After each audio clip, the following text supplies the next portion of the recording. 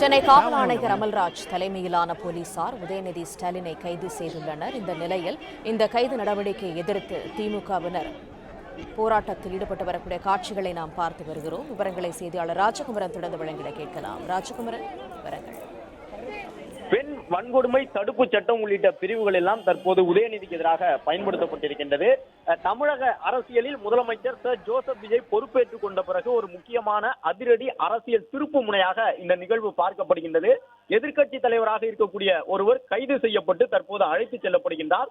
ஒருவேளை தஞ்சாவூருக்கு அவர் அழைத்து செல்லப்பட்டார். கிட்டத்தட்ட நீலாங்கரையிலிருந்து 250-300 கிலோமீட்டர் தூரம் அளவு இருக்கக்கூடிய நகரத்திற்கு காவல்துறை வாகனத்திலேயே உதயநிதி அழைத்து செல்லப்படுவதற்கான ஒரு சூழல் உருவாகும். இப்பொழுது அவரை காவல்துறையினர், குறிப்பாக சென்னை பெருநகர காவல் ஆணையர் அமல்ராஜ் தலைமையிலான காவல்துறையினர் கைது செய்திருக்கின்றார்கள். கிட்டத்தட்ட 3 மணி நேரம் ஆகியிருக்கின்றது. காவல்துறையினர் வீட்டுக்கு உள்ளே சென்று உதயநிதி ஸ்டாலினுக்கு அந்த புகார் தொடர்பான விவரங்களை எடுத்து சொல்லி அவரை கைது செய்து அழைத்து வருவதற்கு, ஏனென்றால் வீட்டுக்கு உள்ளே சேகர் பாபு, மா சுப்பிரமணியன், KN நேரு, MRK பன்னீர்செல்வம் என்று திமுகவினுடைய பல முக்கிய நிர்வாகிகளும் உள்ளே இருந்து காவல்துறையினரோடு கடுமையாக வாக்குவாதத்தில் ஈடுபட்டார்கள். உதயநிதியை கைது செய்யக்கூடாது, நாங்கள் நீதிமன்றம் சென்றிருக்கின்றோம், நீதிமன்றத்தில் விசாரிக்கப்பட்ட பிறகு இன்று பிற்பகலுக்கு பிறகு நீங்கள் முடிவெடுத்துக் கொள்ளலாம் என்பதாகவெல்லாம் அவர்கள் சொன்னார்கள். ஆனால் காவல்துறையினர் அதை ஏற்க மறுத்து புகார் அடிப்படையிலே பெண் வன்கொடுமை தடுப்பு சட்டம் உள்ளிட்ட முக்கிய பிரிவுகள் பயன்படுத்தப்பட்டிருக்கின்றன என்பதை எடுத்து சொல்லி உதயநிதியை தற்போது அழைத்து சென்றிருக்கின்றார்கள். கிட்டத்தட்ட 300 கிலோமீட்டர் தூரத்தில் இருக்கக்கூடிய தஞ்சாவூருக்கு காவல்துறை வாகனத்திலேயே உதயநிதி அழைத்து செல்லப்படுவார் என்று தெரிய வந்திருக்கின்றது. தஞ்சை கிழக்கு காவல் நிலையம் அழைத்து செல்லப்பட்டு அவர் விசாரிக்கப்படுவதற்கான வாய்ப்பும் இருக்கின்றது. அதே நேரம் சென்னையிலே வேறு எங்கேனும் வைத்து அவர் விசாரிக்கப்படுவாரா என்பது உள்ளிட்ட பல்வேறு கேள்விகள் எழுந்திருக்கக்கூடிய சூழ்நிலையில் உதயநிதி அழைத்து செல்லப்படக்கூடிய வாகனத்தை தொடர்ந்து பயணிக்க விடாமல் மறித்து திமுகவினர் போராட்டத்தில் ஈடுபட்டார்கள். அவர்கள் அனைவரும் இப்பொழுது கைது செய்யப்பட்டிருக்கின்றார்கள். அதே நேரம் இந்த கைது நடவடிக்கை எவ்வாறு பார்க்கின்றீர்கள் என்ற ஒரு கேள்வி உதயநிதியிடம் முன்வைக்கப்பட்டது. ஏனென்றால் நாளை தமிழகத்தில் பட்ஜெட் தாக்கல் செய்யப்பட இருக்கின்றது. பட்ஜெட் கூட்டத்தொடரிலே எதிர்க்கட்சி தலைவருடைய பங்களிப்பு முக்கியமானதாக பார்க்கப்படும். எனவே இப்போது நடந்திருக்கக்கூடிய இந்த கைது சம்பவத்தை எப்படி பார்க்கின்றீர்கள் என்று கேள்வி எழுப்பப்பட்ட நிலையிலே காவல்துறையினருடைய கைது நடவடிக்கை, அதாவது தன் மீதான கைது நடவடிக்கை காமெடியாக பார்ப்பதாக ஒரு கருத்தை எதிர்க்கட்சி தலைவர் உதயநிதி ஸ்டாலின் சொல்லி சென்றிருக்கின்றார். நீலாங்கரையில் இருக்கக்கூடிய வீட்டில் வைத்து அவர் கைது செய்யப்பட்டிருக்கின்றார். கைது செய்யப்பட்டு அழைத்து செல்லப்படுகின்றார். உதயநிதி அழைத்து செல்லப்படக்கூடிய வாகனத்திற்கு எதிரே நின்று தொடர்ந்து திமுகவினர் முழக்கமிட்டவாறு இருக்கின்றார்கள். சேகர்பாபு உள்ளிட்டவர்களும் அந்த வாகனத்தில் இருக்கின்றார்கள். அவர்களும் காவல்துறையினரோடு கடுமையான வாக்குவாதத்தில் ஈடுபட்டார்கள். ஆனாலும் கூட காவல்துறையினர் உறுதியாக உதயநிதி கைது செய்யப்பட வேண்டும் என்பதை எடுத்து சொன்ன பிறகு ஏமாற்றத்தோடு பலரும் சேகர்பாபு, மா சுப்பிரமணியன், KN நேரு உள்ளிட்டவர்களாம் ஏமாற்றத்தோடு சோர்வாக சற்று முன்பாக வீட்டை விட்டு வெளியில் வந்தார்கள். அப்பொழுதே உதயநிதி கைதாவது உறுதியாகிவிட்டது என்பது தெரிய வந்தது. இந்த நிலையில்தான் உதயநிதி கைது செய்யப்பட்டு காவல்துறை வாகனத்தை அழைத்து செல்லப்பட்டார்.